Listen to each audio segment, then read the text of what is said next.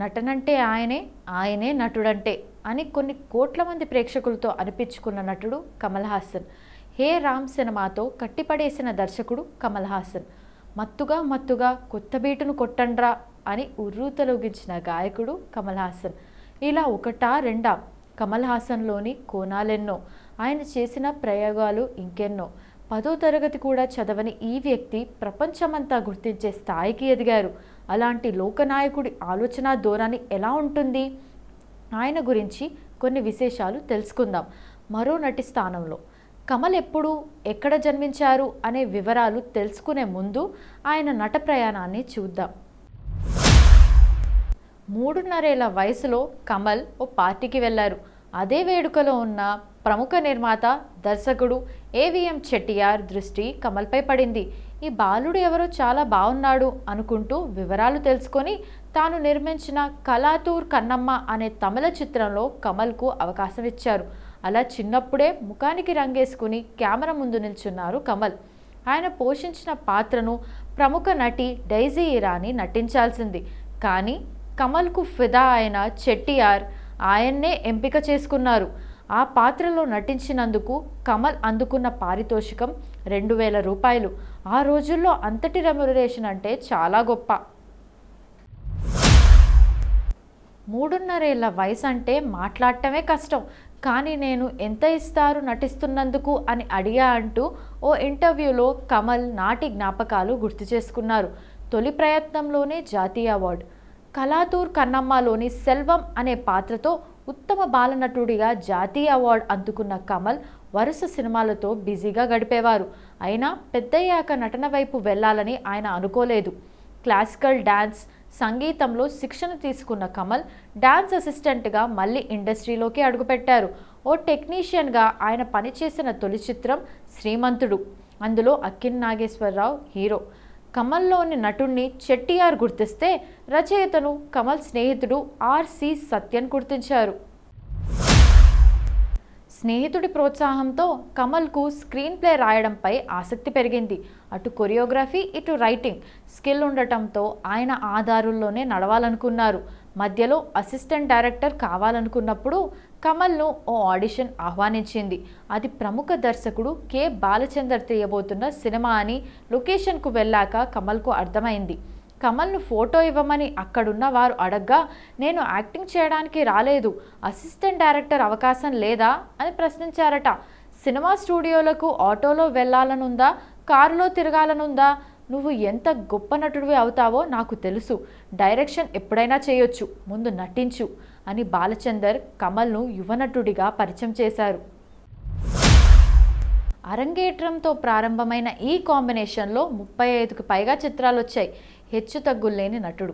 హెచ్చుతగ్గులు కనిపించకుండా నటిస్తున్నాడు అని ఎంతోమంది కమల్ను ప్రశంసించారు. 16 వైదినిలే, మరో చరిత్ర చిత్రాలు కమల్ కెరీర్ను మార్చాయి. 16 వైదినిలో అందవిహీనుడిగా, అపూర్వ సహోదరర్గల్లో మరగుజ్జుగా, గుణాలో అమాయకుడిగా, ఆకలి రాజ్యంలో నిరుద్యోగిగా, ఇలా కమల్ చేసిన సాహసాల గురించి చెప్పాల్సిన అవసరం లేదు. నేను తెలుగులో నేరుగా కొన్ని సినిమాలే చేశా, కానీ అవి మంచి విజయాన్ని అందుకున్నాయి. ఓ రకంగా చెప్పాలంటే నా తమిళ సినిమాల కంటే ఇవే రికార్డు సాధించాయి అని కమల్ చెప్పటం ఆయన తెలుగు ప్రేక్షకులకు ఎంత దగ్గరయ్యారో తెలియజేస్తుంది. భారతీయుడు, నాయకుడు వంటి పవర్ఫుల్ కథలతో మెప్పించిన కమల్ స్వాతిముత్యం, సాగర సంగమం వంటి క్లాసిక్ చిత్రాలతోనూ తనదైన ముద్ర వేశారు. కమల్కు సినిమా అంటే ఎంత పిచ్చో, దానికోసం ఎంతగా కష్టపడతారో దశావతారం చూస్తే అర్థమవుతుంది. విశ్వరూపం 2 తర్వాత కొంత విరామం తీసుకున్న కమల్ ఈ ఏడాది వచ్చిన విక్రమ్ సినిమాతో మరోసారి తన సత్తా చాటారు. ప్రస్తుతం ఇండియన్ 3 చిత్రంతో బిజీగా ఉన్నారు. దీని తర్వాత విక్రమ్ సిరీస్తో పాటు మణిరత్నం దర్శకత్వంలో థగ్ లైఫ్ చిత్రంలో నటించారు కమల్. తమిళం, తెలుగు, మలయాళం, కన్నడ, బెంగాలీ, ఫ్రెంచ్, ఆంగ్లం తదితర భాషలను అనర్గళంగా మాట్లాడగలిగే కమల్ దర్శకుడు అవ్వాలనే తన కలను 1979లో నెరవేర్చుకున్నారు. భారతీయుడు, నాయకుడు వంటి పవర్ఫుల్ కథలతో మెప్పించిన కమల్ స్వాతిముత్యం, సాగర సంగమం వంటి క్లాసిక్ చిత్రాలతోనూ తనదైన ముద్ర వేశారు. కమల్కు సినిమా అంటే ఎంత పిచ్చో, దానికోసం ఎంతగా కష్టపడతారో దశావతారం చూస్తే అర్థమవుతుంది. విశ్వరూపం 2 తర్వాత కొంత విరామం తీసుకున్న కమల్ విక్రమ్ సినిమాతో మరోసారి తన సత్తా చాటారు. ప్రస్తుతం ఇండియన్ 3 చిత్రంతో బిజీగా ఉన్నారు. దీని తర్వాత విక్రమ్ సిరీస్తో పాటు మణిరత్నం దర్శకత్వంలో థగ్ లైఫ్ చిత్రంలో నటించారు కమల్. తమిళం, తెలుగు, మలయాళం, కన్నడ, బెంగాలీ, ఫ్రెంచ్, ఆంగ్ల తదితర భాషలను అనర్గళంగా మాట్లాడగలిగే కమల్ దర్శకుడు అవ్వాలనే తన కలను 1997లో నెరవేర్చుకున్నారు. ఇక ఆయన దర్శకత్వం వహించిన తొలి సినిమా చాచీ 420. అది ఈయన హీరోగా నటించిన అవ్వై షణ్ముగి సినిమాకు రీమేక్. హే రామ్, విరుమాండి, విశ్వరూపం తదితర చిత్రాలు కమల్ దర్శకత్వ ప్రతిభకు ప్రతీకలు. నిర్మాత, గాయకుడు, వ్యాఖ్యాతగాను కమల్ తన హవా కొనసాగించారు. వాటికే పరిమితం కాకుండా కెమెరా, సౌండింగ్, గ్రాఫిక్స్ ఇలా ప్రతి విభాగంలోనూ పుంజుకున్న సాంకేతికత పైన ఆయనకు పట్టుంది. స్వతహాగా హేతువాది అయిన కమల్ మక్కల్ నీది మయ్యం అనే రాజకీయ పార్టీని నెలకొల్పిన సంగతి తెలిసిందే. అందరూ లాయర్లే. 230కి పైగా చిత్రాల్లో నటించిన కమల్ది సినీ నేపథ్యం ఉన్న కుటుంబం అని అనుకుంటే పొరపాటే. తన తండ్రి సహా బంధువుల్లో 12 మంది లాయర్లు. కమల్ 8వ తరగతిలోనే చదువుకు స్వస్తి పలికారు. కమల్ ఏం చేయాలనుకున్నా దానికి తన తండ్రి పార్థసారథి శ్రీనివాసన్ ఎప్పుడూ అడ్డు చెప్పేవారు కాదు. 1954 నవంబర్ 7న తమిళనాడులోని పరమకుడి అనే గ్రామంలో జన్మించిన కమల్కు చారు హాసన్, చంద్రా హాసన్ సోదరులు. కమల్ కుమార్తెలు శృతి హాసన్, అక్షరా హాసన్లు కథానాయికలుగా రాణిస్తున్నారు. కమల్ అంతరంగం ఇది. పద్మశ్రీ, పద్మభూషణ్ కమల్ హాసన్. ప్రతి మనిషిలో ఓ హీరో, ఓ విలన్ ఉంటారు. ఏం జరిగినా విలన్ను బయటికి తీసుకురాకుండా చేయటమే అసలైన జీవితం. ఇతిహాసాల్లోనూ మంచి చెడు ఉన్నాయి. అది చూసే వారి దృష్టిని బట్టి ఉంటుంది. ఇన్నేళ్ల నా ప్రయాణంలో చేసింది చాలు, ఇకపై సినిమాలు ఆపేద్దాం అని ఎప్పుడూ అనుకోలేదు. ఎందుకంటే నేను నటనను ప్రొఫెషనల్గా భావించలేదు. అలా అనుకుని ఉంటే ఎప్పుడో రిటైర్ అయ్యేవాడిని.